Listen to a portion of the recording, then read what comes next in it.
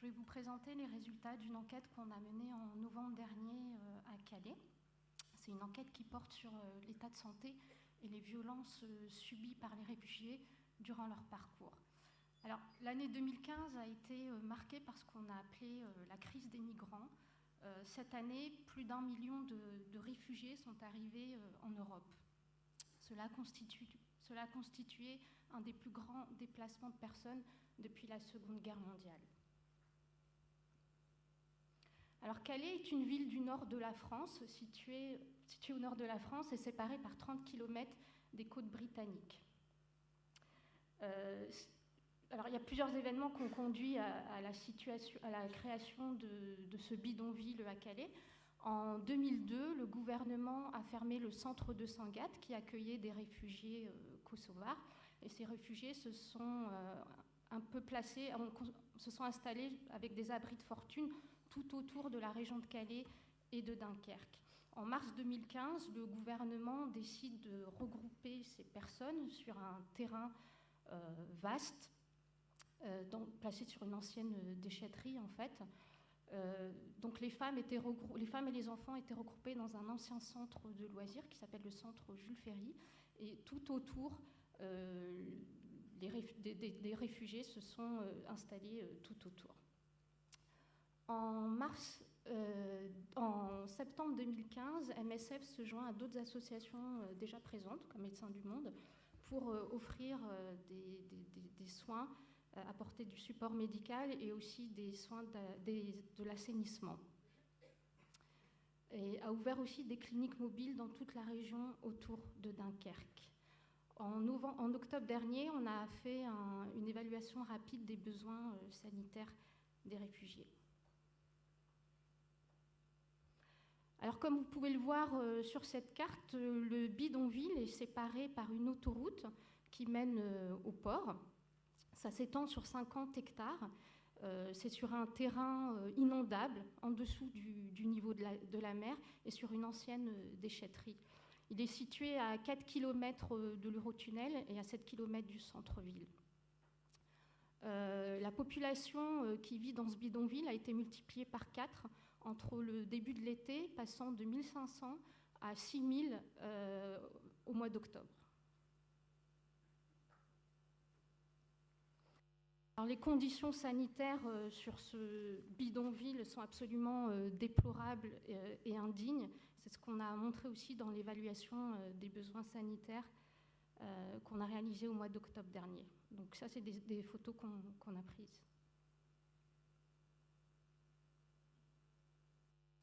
Alors, l'objectif principal de cette enquête était d'évaluer l'état sanitaire des réfugiés et aussi leur accès aux soins durant leur parcours.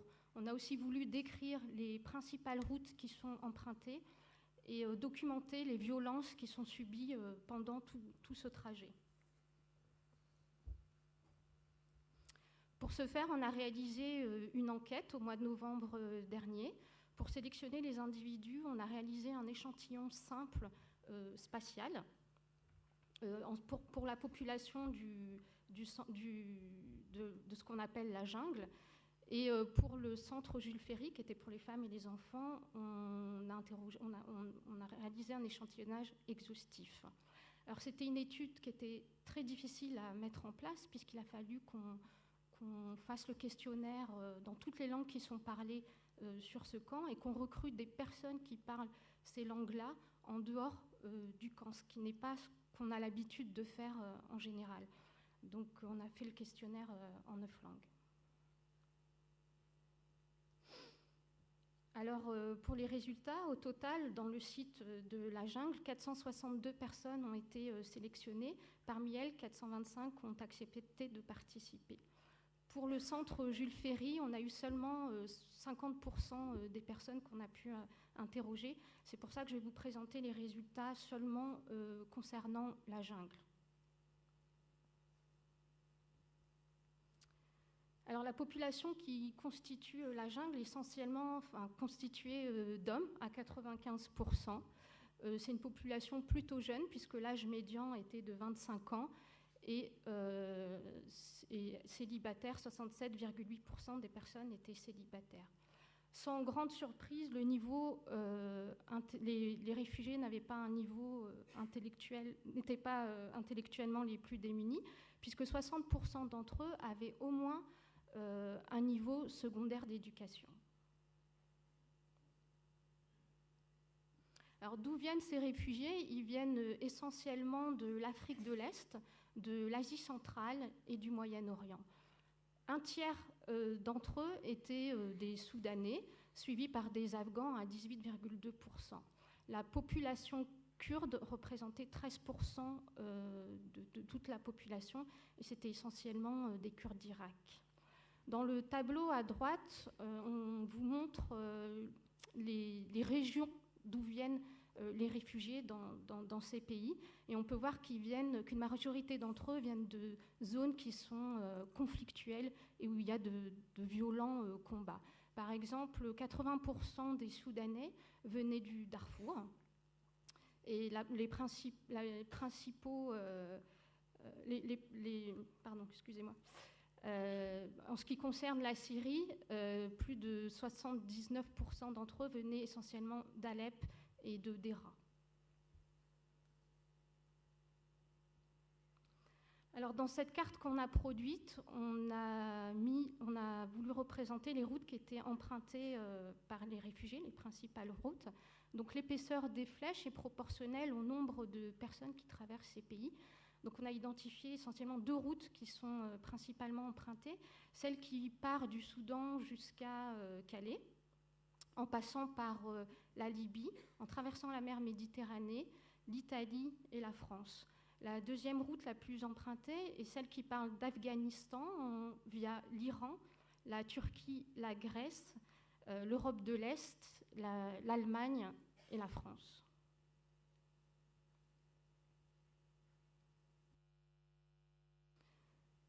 Alors 77,6% des réfugiés sont arrivés après le 1er septembre. On s'est intéressé au temps de parcours et au temps de séjour dans chaque pays. Dans le tableau à gauche, on a représenté le temps médian de parcours. Donc d'une manière générale, le temps de parcours médian était de 100 jours pour toutes origines confondues. Mais quand on stratifie par continent, on voit que pour les personnes qui sont parties d'Afrique, le temps de parcours était beaucoup plus long puisqu'il était de 399 jours.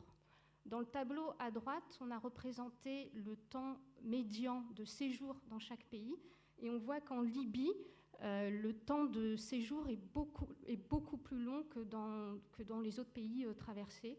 Par exemple, en Europe, le temps médian était inférieur à 10. Ce temps de séjour en Libye explique la longueur du temps de parcours pour ceux qui viennent d'Afrique.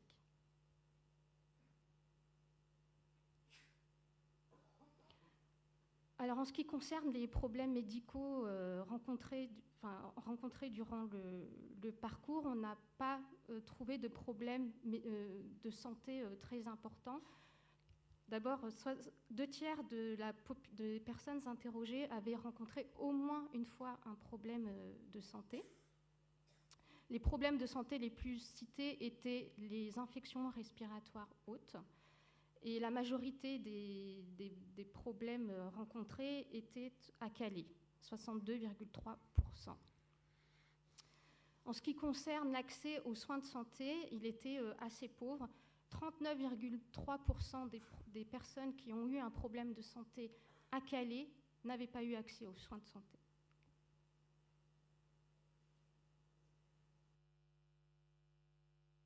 En ce qui concerne la violence, 65,6% des personnes interrogées avaient eu au moins une fois un problème de violence durant le parcours. Et c'est en Libye et à Calais que les problèmes ont été les plus reportés. Sur ce graphique, on a voulu représenter le type de violence par pays d'occurrence. Donc le type de violence était varié, allant des coups et blessures au gaz lacrymogène jusqu'à des violences répétées et avec une détention forcée. Donc, comme je le disais auparavant, d'une manière brute, les actes de violence étaient plus cités à Calais et en Libye. C'est là que ça a été le plus reporté. À Calais, le type de violence le plus reporté était les gaz lacrymogènes. Et en Libye, on voit que c'était beaucoup de coups et blessures, mais aussi de violences répétées avec détention. Voilà. La détention était une pratique qui se faisait dans pratiquement tous les pays qui étaient traversés.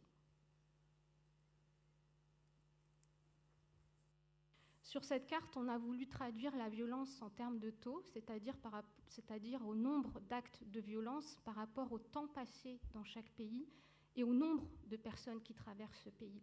Et formulé sous forme de taux, on s'aperçoit que certains pays apparaissent comme pratiquant la violence de manière assez importante, comme la Bulgarie et la Hongrie.